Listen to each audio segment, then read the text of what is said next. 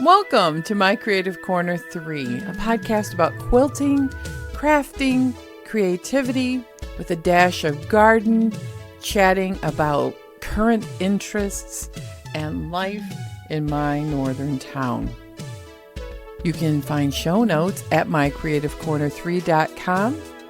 You can also find all of my social media, how to purchase a virtual cup of coffee, and all events on the website. Please feel free to stop by and leave a comment. I really appreciate everyone who listens. Thanks for stopping by. Welcome to the podcast.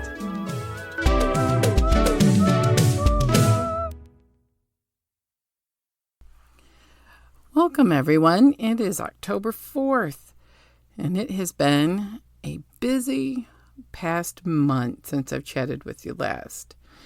I started this little podcast in September of 2016, if you can believe that. So we are 9 years into this. This is the beginning of the 10th year. Can you believe it? Here we are. I have no idea how many episodes I have recorded, but it's up there with a lot of downloads over time. And I want to thank everybody who has been faithful and loyal listeners, and I want to welcome those who are new. So a little about this podcast is that it is a quilting, crafting, creativity episodes every couple of weeks or so, sometimes 3, sometimes a month, because this is a homegrown episode and I go with how busy I am and how I feel. So a little bit about life in my northern town. I live on the 45th parallel in northern Lower Michigan, in the mitten, if you will. And I always like to talk a little bit about life. Not too much, because TMI in 2025 is not cool. But let's start right out with the weather. It has been unseasonably hot. It has been in the 70s and 80s. It's like extending the summer into October with all of the poor air quality conditions and smoke in the air from wildfires. It's been a delightful extended summer into fall. Now, it is getting fall. The daylight hours are getting shorter, but the trees start changing here end of August, beginning of September, and they have totally stalled out.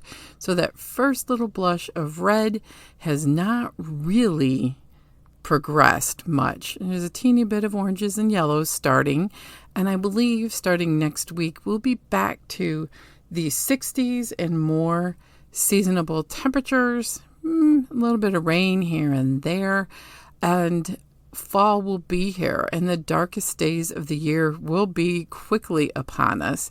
And in November, we fall back with the clock changes, and we will definitely be into the short daylight and long dark nights. Northern lights have been going off for a week, and I haven't seen them once. I live in the city where there's lights, and I like to go to bed and sleep. So I've been enjoying my friends' photos of the Northern Lights, and I'm going to see them again. I saw them about a year ago in a geomagnetic storm, and it was pretty fun. You couldn't see as much in the sky as I remember as a kid, and I'm hoping to see that type of Northern Lights. That's kind of like what you see in Norway and the Scandinavian countries and Alaska. Every once in a while, that would come our way. But we have so much light pollution that it's really difficult, and it takes a lot to get away to a dark sky area. And then we have this thing called over-tourism. So we have a couple of dark sky parks, and whenever there's a tiny bit of northern lights that are being forecast, because lots of people watch for it, you really can't get into those parks. Michigan has been a high tourist destination most of my life, but I've never seen the type of tourism that we've had over this last summer, to a point where it feels like I live in, oh, it's like going to Mackinac Island every time I go to town. It's so many people. And I live here, so it's like, I don't know what people are finding so interesting about my little town, but then I get traveling to other places and I realize I do live in a pretty special place. Not too far from my house, about 25 miles, we see elk herds out in the it's a state forest, excuse me, and we see all kinds of wildlife. I don't really camp because I don't need to. I live in a pretty rural area, albeit in town. We have a lot of shopping that we've never had before, and Amazon comes to my house almost overnight with the new warehouse. Wild. It's so wild. When I first moved up here in the late 70s, I was a kid in school, and I'm telling you what, the weekends, nothing was open except the grocery store. We had no big box stores. We were very rural. You ordered everything from catalogs, or you traveled 3 to 4 hours to go shopping for anything. If you couldn't get it at the local grocery store or a local shop or hardware store, you kind of were done. So we're used to traveling a lot. I am. People younger than me are not used to that much traveling. So convenience has been on my mind a lot, because convenience is great until it isn't. And I've talked about that on a couple of blog posts as well as podcasts. And I'm working on weaning myself back a little bit on the convenience. We talk about a lot of slow living here on the podcast, and I have been enjoying a slow living September. And then, about the end of the month, mid-month September, I started slow living, but adding more things. Slow living doesn't mean doing anything. It means daily mindful living and enjoying the bounty of the harvest, the nature, and all that you have each day. And in mid-September, I had the opportunity to start signing up for classes. And this podcast, we are going to talk about some of the classes that I've always wanted to take, have finally been offered here as Northern Michigan starts to develop. We have a few more artists that don't live in my town, but in a couple of towns 45 minutes away that are offering classes. So I drive 45 miles to attend the class and come home. It's pretty a big commitment, and sometimes takes taking a day off of work to do it and filling up a few Saturdays, but it's well worth the commitment of time and, let's be honest, money, because everyone should be paid for what they are getting, what the students should pay a teacher for their knowledge, the equipment, as well as materials. So let's start in. What have I been up to creatively? Well, I have to say, since the last podcast, I finished the Family Favorites Quilt-Along top, and I haven't quilted it yet. No surprise. I've been trying to catch up on a couple of things on my long arm.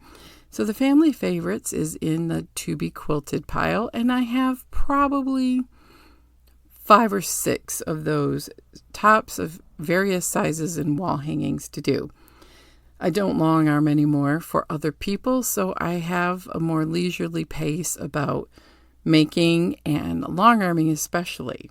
But I did finish the apples quilt that I started 1 year ago, and it's been hanging at work for the entire month of September.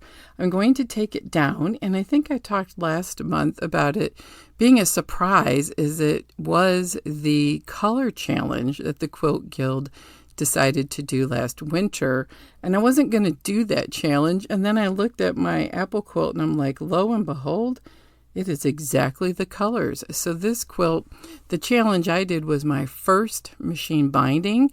If you remember, it was an epic disaster, but I'm leaving it because I want it to remind me of where I started and how much I've improved over the month. In September, chronologically, we're going to start. We went to a Highland Game fundraiser. And that was on the west side of Chicago. So we drove through the UP, south through Wisconsin, and it was delightful. It was a fundraiser for Relay for Life, and it was able to raise $5,000 to go towards that charity and cancer research. And we had a delightful time slowly driving down, because there's nothing fast about driving this route, and taking our time. We decided to do 2 days coming back, and we stopped at a place that I had heard of and knew was pretty famous. It's Lisa Bonjean's Primitive Gatherings. What a place! If you've never been and you are near Appleton, Wisconsin, it's in a small town near Appleton called Larson. It's a quilt show in itself to go into this quilt shop. It's also where her retreat center is, as well as the Bernina Quilt Sewing Center, as well as classrooms. It's a very large shop, and separate is her retreat center that looks like a hotel. So in her shop is Lisa's patterns, all of them. And she has samples of many of them. And Lisa is known for her primitive quilts in the primitive colorway, black, orange, yellow, but she has been bringing them up to modern color palettes, and her current fabrics are more in a modern colorway of reds and whites and grays and some other colors. But what's interesting is seeing these particular patterns in very modern fabrics. So while I was there, I took a lot of pictures, and you can find that on my Facebook page, Instagram at Vicki L. Holloway is Instagram, or my Creative Corner3 Facebook group. I think I did a pretty good job of showing all of the things that you could buy at her shop. She has the largest selection of wool. So she's known for penny rugs, making patterns of sewing wool felt appliques, as well as doing locker rugs with wool strips. All of that kind of stuff is there.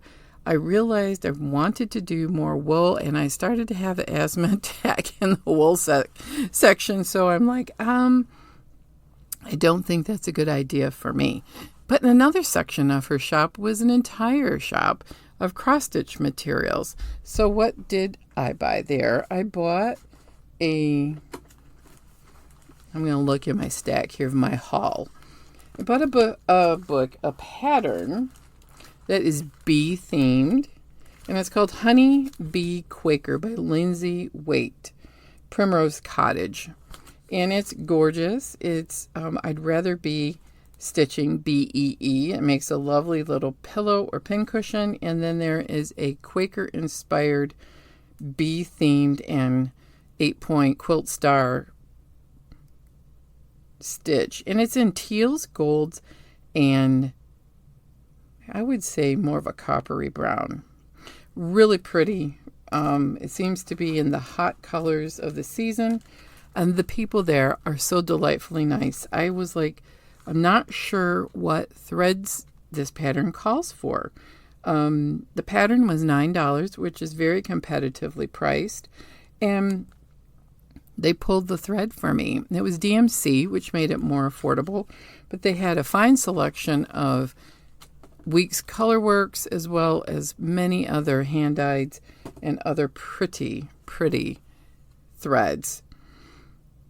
I then traveled around to the quilt section, and I bought the Primitive Gatherings Carousel pattern, and it's in modern colors. It is by Lisa Bonjean, and it is gorgeous. And it is going to be a challenge for me because it has very large impression stars made of triangles.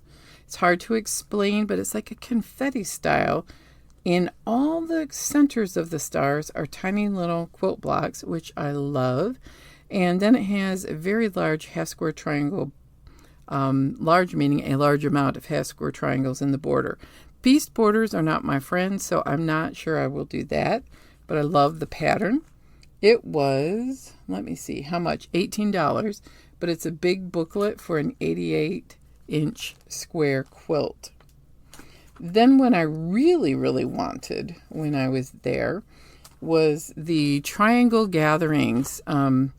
It's a flip book, and it's a stitch-along, quilt-along that Fat Quarter Shop talked about last year. Lisa sells all of her papers, and she's also known for making very small miniature quilts. Her paper looked really good, but I have a lot of half-square triangle papers at home, and she has tons and tons of blocks in this book that are all based on half-square triangles and paper piecing, showing you how to lay it out. And she had this particular quilt finished and hanging up, and it was absolutely a stunning quilt. It is set on point for hers in a sampler of colors, where each block is just a 2-color quilt, and a cream was the background with scrappy treble strip settings with tiny cornerstones. Right up my alley.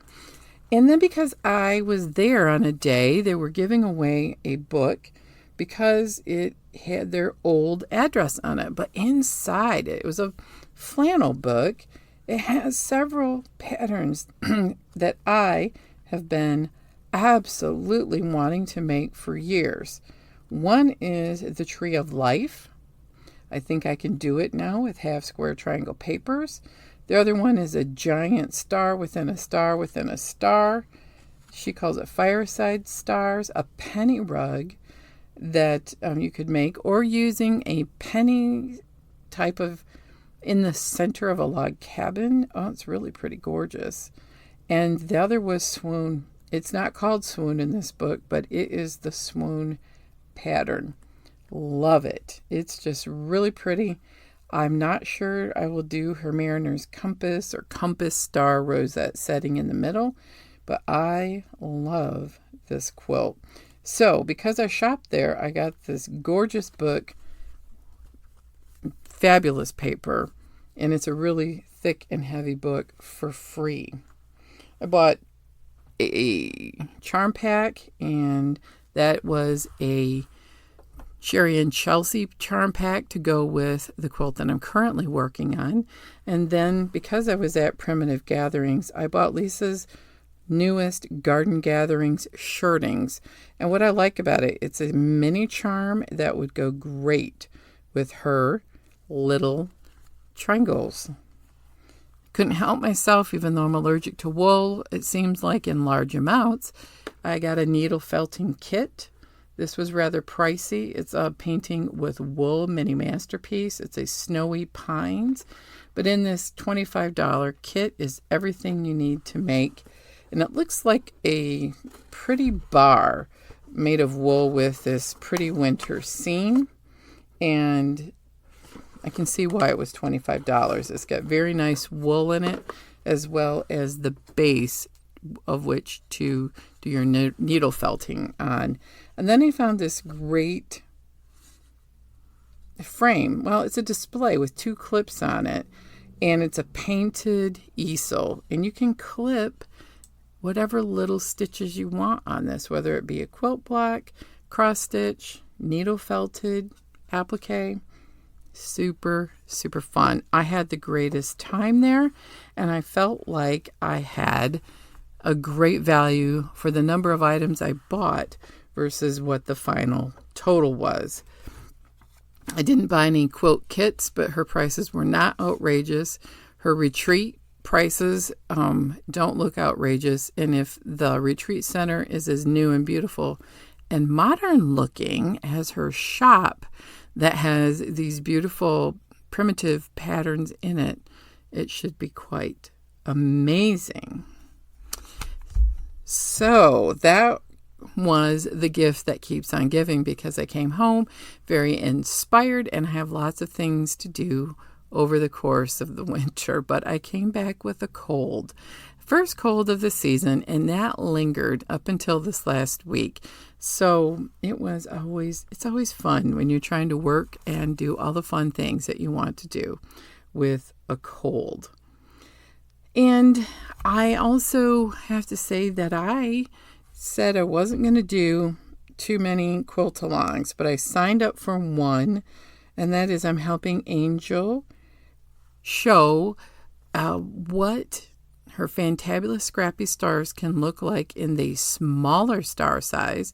So this is a sawtooth 8-point star, because that's my favorite quilt pattern. And in the center area is a 4-inch mini paper pieced block in itself. We are up to the first 3 blocks in that sampler, and I don't know how many we got, but it's 2 a month for about 9 months. So there we can do the math. So I'm up to 3, and I'm using scraps that I have of Strawberry Lemonade and a Liberty print that are all bright, more springtime kind of pastel looking colors. And that's why I really liked the new charm pack that I bought that will blend in with that particular quilt. It also has a triple strip sashing, and I'm making a few as I go, but I'm not all sewing them together because, it's a scrap quilt, so you want to make sure you don't have all the colors pooling in, say, one area, like all your greens in one area or all your pinks. So I'm going to be doing a lot of sewing at the end after I put it on the design wall for quite some time and fiddle around with layout. So we're coming up on the next release this next week for quilt block number 4. I am entirely paper piecing it with flying geese for the points as a paper pieced pad that I bought from It's So Emma and Angel's shop. You can buy them that particular pad at Fat Quarter Shop also, but I would encourage you to check out Halo Inspired or Halo Inspirations quilt shop. HaloInspired.com is the website. I have been sewing a lot, and on the heels of starting that quilt along, I signed up for another class, and that is making a quilt jacket.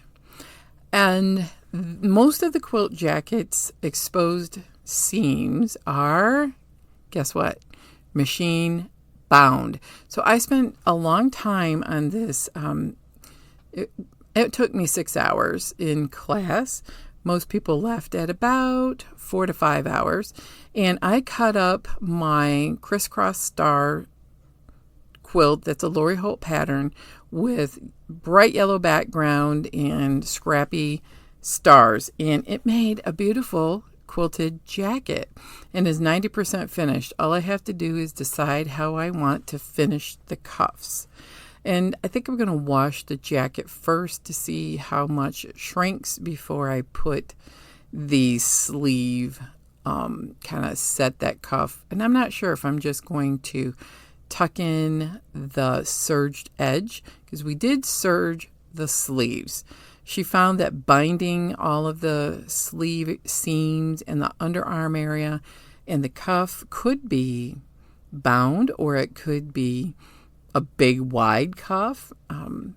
I made a simple jacket. I didn't do any of the add-ons. The add-on pattern meant that it would need more skills, such as a collar or a hood or welt pockets are included in the pattern I bought.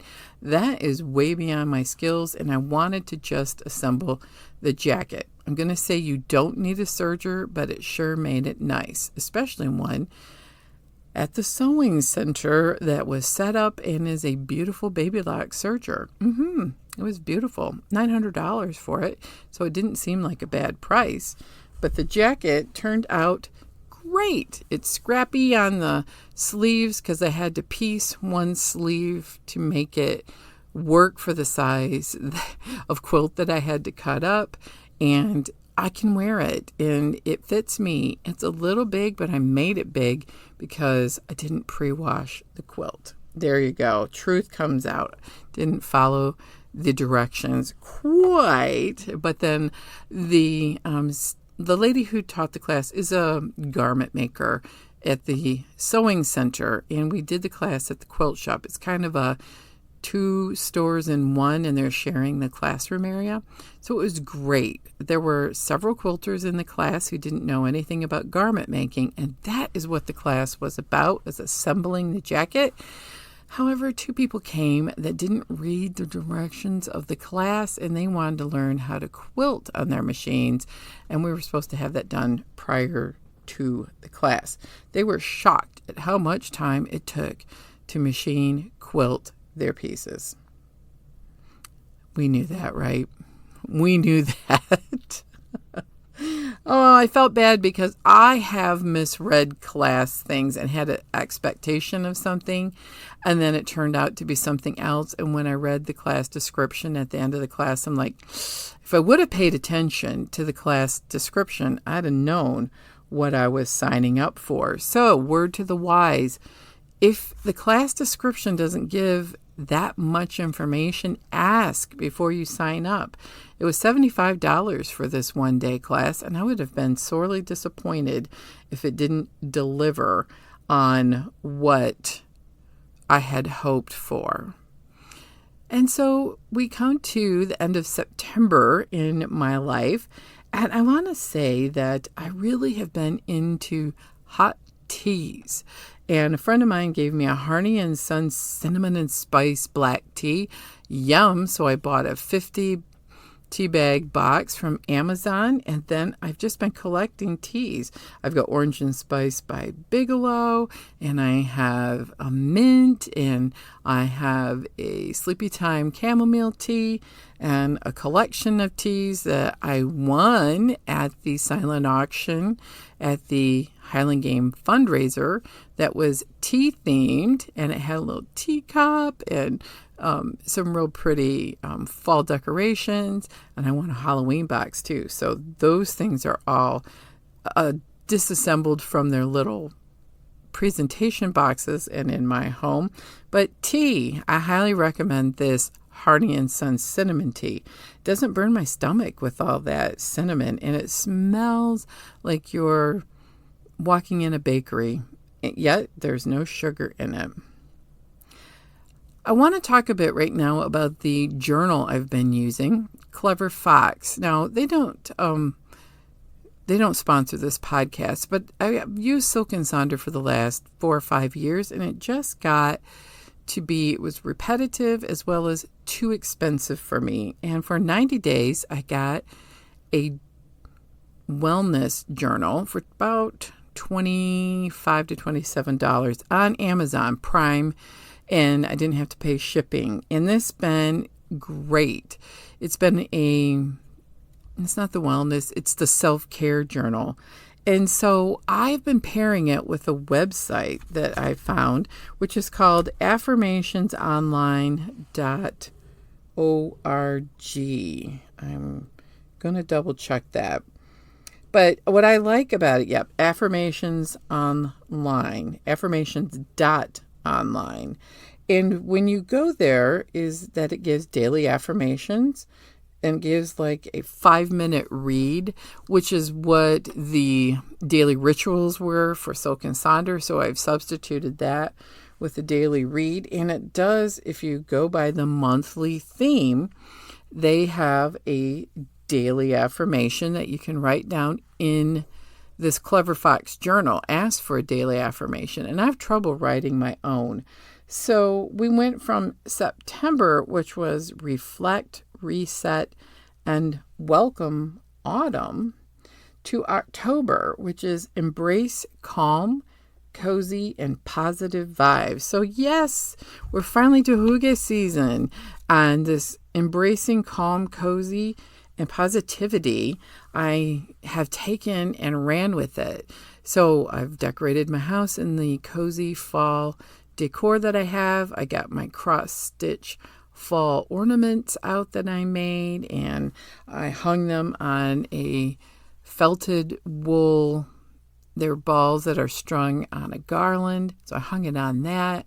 All my cute pumpkins that I've crocheted and made towers, a couple of ceramic things.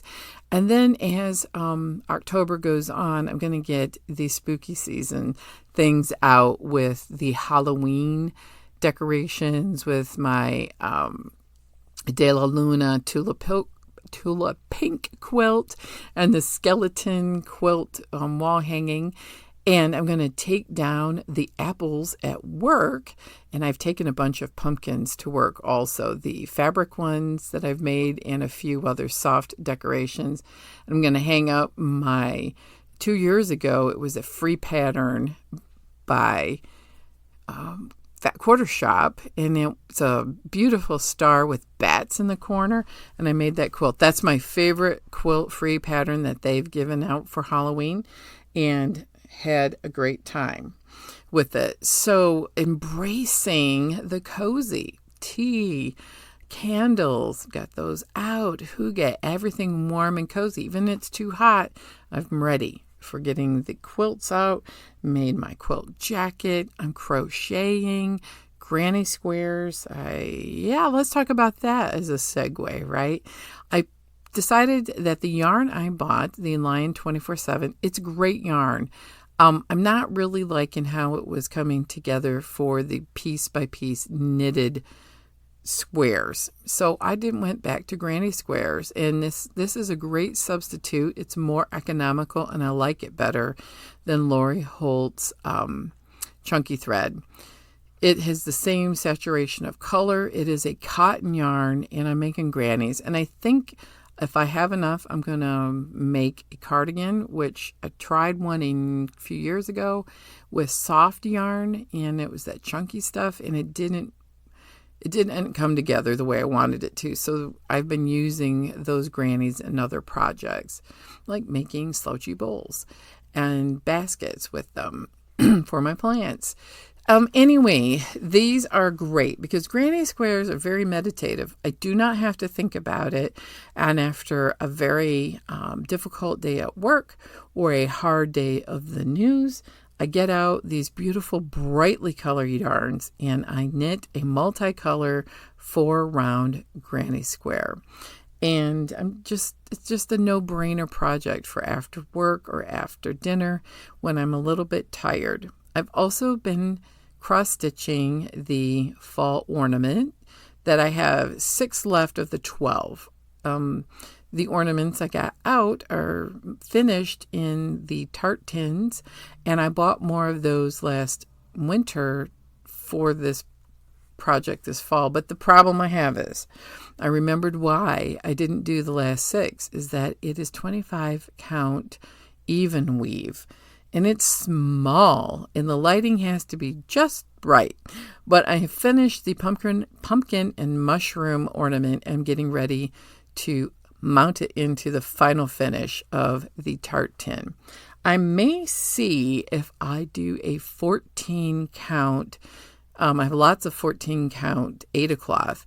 If it will fit in the tart tin, I'm going to do it. Kimberly said that it would be a little too big, and I'm to a point I don't care. That 25 count Lugana is too difficult to stitch on with my eyes the way they are, feeling very feeble, and I don't like having to work under a magnifying glass. I have plenty of task lighting for it, but let me tell you, 25 count, anyone who can do that even weave and 2 threads over 2 floss threads over 2. Oh my goodness. Take my hat off to you, applaud you. Thank you. I can't do it and I don't enjoy it. So that's why I switch gears sometimes. If you don't enjoy it, why do it? And I want to say that brings me up to date. In October, I took a pottery class starting the weekend I came home sick. Yeah. So I've been going to the pottery studio twice a week to catch up and to move my projects along. I started with hand building from pinch pots to cutting out the slabs into shapes and building test bowls to slab making and putting patterns on that and putting them over wooden forms. And I've got several of those. They were the most fun to make.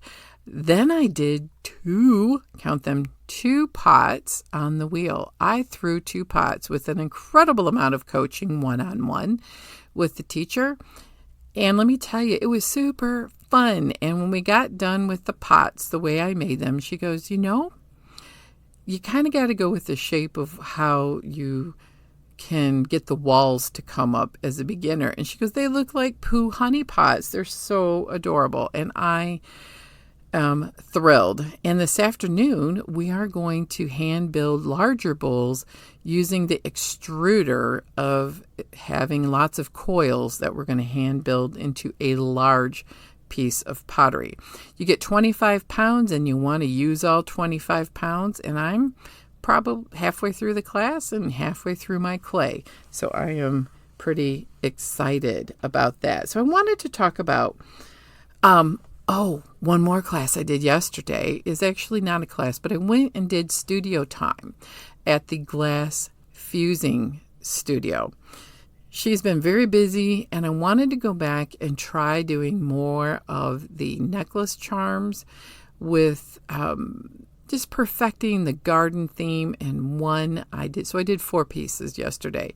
Let me tell you, the cost of doing fused glass is almost 45% of what I paid for this entire pottery class. This is why fused glass is something that is very expensive, fun to do on occasion, but I don't think I would get into it that much. Maybe in the future I'll do some of the other bowls and things that larger projects that she does. And she also has Marbling Supplies, and that is the name of her studio, Marbling Supplies LLC. She started in doing Turkish silk scarves with marbling. So next year I think my expensive class is going to be that Turkish silk scarf. But I digress. I made 3 mosaic-looking glass gardens, and one is just very abstract. The other 2 are more representative of flowers in a garden. And those are the 3 pieces. She's going to glue a bail on it and gave me necklace cords to wear. They're kind of big and heavy for necklaces, but I have 3 others from last year when I took her class, and I think I'm going to just hang them up on a garland and put them in my kitchen. They're just so pretty. And the last piece I wasn't going to do, but it was too good to not, is she had several Christmas tree shapes cut out in big elongated triangles. And it's pretty organic, and she had pink glass. So I made a mid-century retro-inspired pink Christmas tree. Now, it's a big ornament, and it's too big for my mini Christmas tree, but I'm going to get my ornament hanger out and hang it up because it's so sparkly and it's going to be cute. And that brings me to why. Why? Why are you doing this? Everyone's asking me, why? Well, I'm looking at the possibility of retiring in a couple of years, and I thought, why not? Why not do something that you've always wanted to do while you're still working and making some money? Because the pottery class, I'm just going to tell you, is $200 for 6 weeks. I thought that was a great price.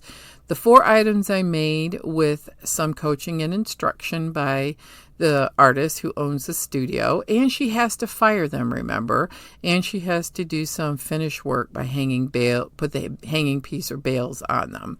That was $75 for those 4 pieces. And the quilt jacket class was $75, but they all came at once. There's even a marbling class, but I'm too tired to do the marbling class on the heels of going to the pottery studio twice. I'll save that for next year. I was in a feeling of creatively being stuck.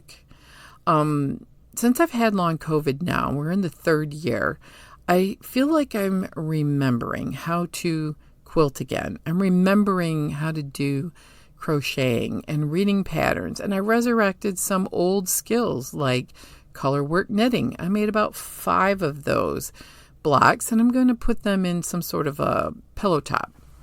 They will not be wasted.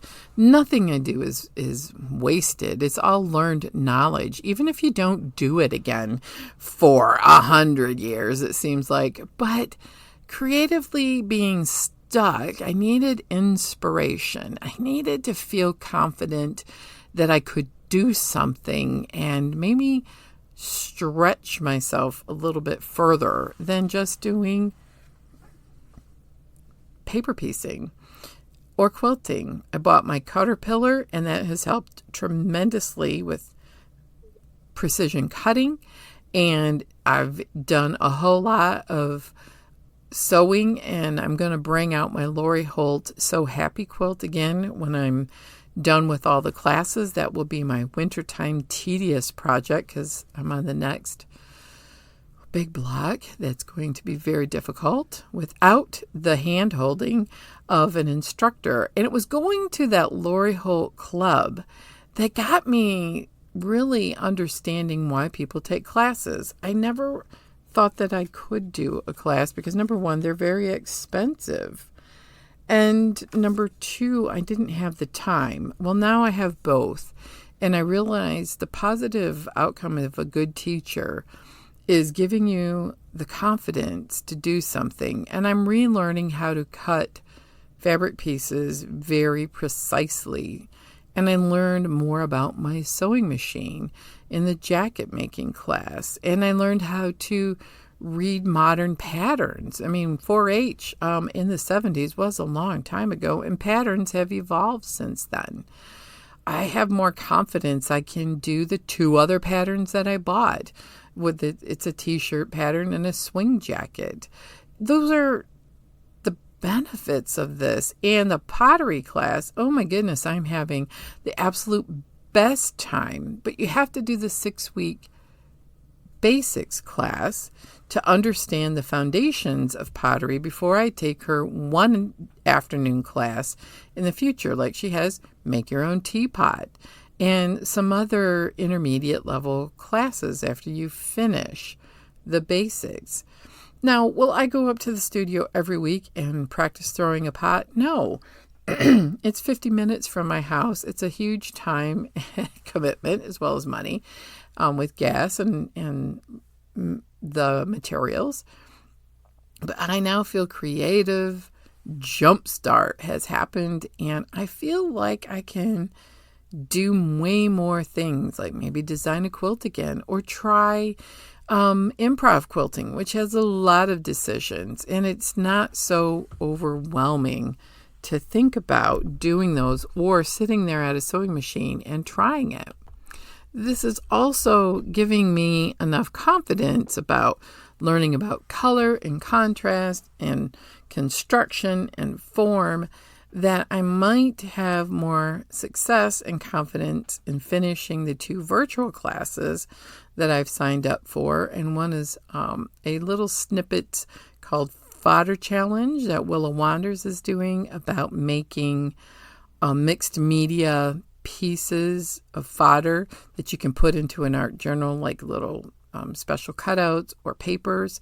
And I'm halfway through the Elisa Burke one, and I have that one for a long time, where you're doing lessons quite a bit on different techniques of making art on paper that can be cut up and repurposed into these art journals.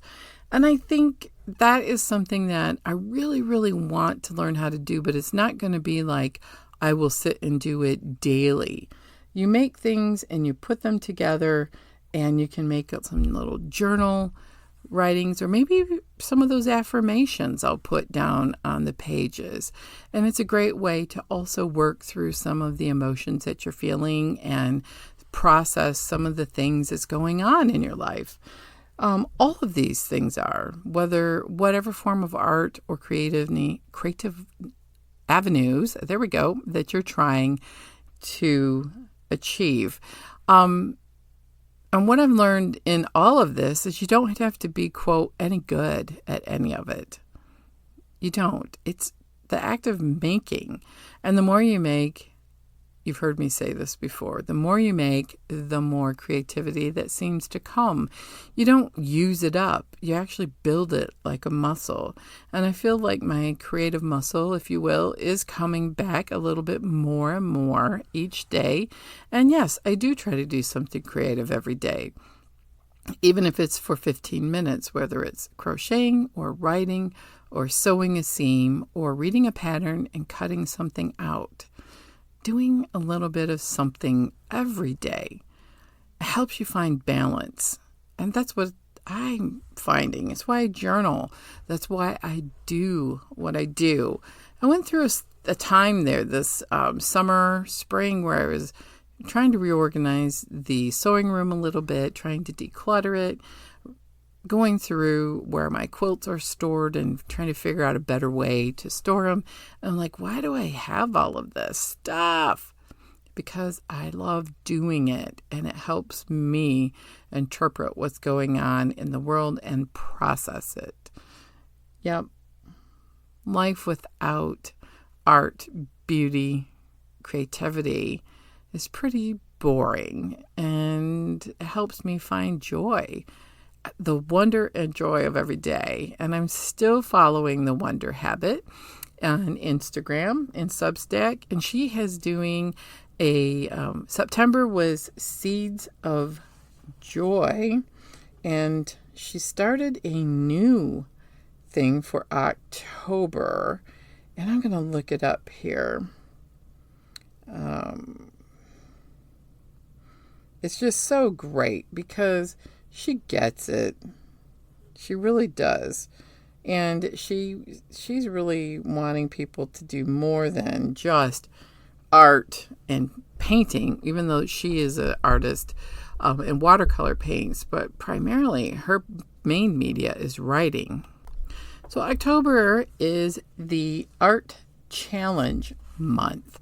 And I thought this would be a great thing to end on as the why and helping us to stay inspired. It says, does life feel too loud right now? This might help. October is Art Challenge month. On the first little bit, and she's starting at October 10th, is called Wondertober. We are going to go through 21 days of wonder prompts. And she said, if that doesn't resonate, maybe Inktober. I have bought some India ink for some of these other classes. And she said, maybe you want to do a month-long drawing with ink focus art. Or maybe another thing she thought was Peachtober, whimsical and fun, all month long of all forms of art medias using a peach and green and pink color scheme. Or she said, how about this one? Calmtober. All month long, every second day, in all forms of art media, she is going to be doing something for a calm prompt. So Wondertober, she does have from the 10th to the 31st.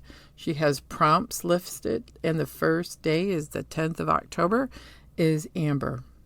I thought, wouldn't it be fun to do pictures, photographs, Amber, Bramble, Hedgehog, all kinds of fun things, that you could do, whether it be photos or art or doodles, calmness, hygge, because remember, October is embracing calm, cozy, and positivity.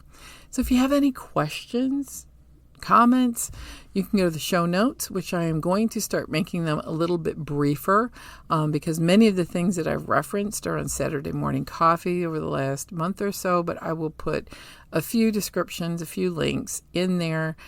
But mostly you can leave comments on my Creative Corner 3, mycreativecorner3.com.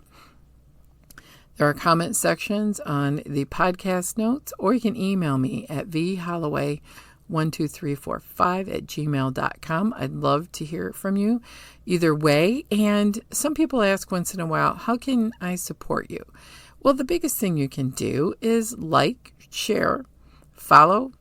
I am on any podcast catcher, if you will. I have this as a YouTube audio podcast with a still picture. I do also have a Substack where it posts my Saturday morning coffee links as well as the podcast. And the other thing is you can still buy me a cup of virtual coffee at Ko-fi.com. Anyway, you can find all those things on the website. It's been an absolute treat talking to you about my journey in creativity over the last month and all of the creative jump starts that I have been enjoying. So if you have any creative jump start ideas, love to hear it. So thank you and have a most wonderful week. Take time every day to create on.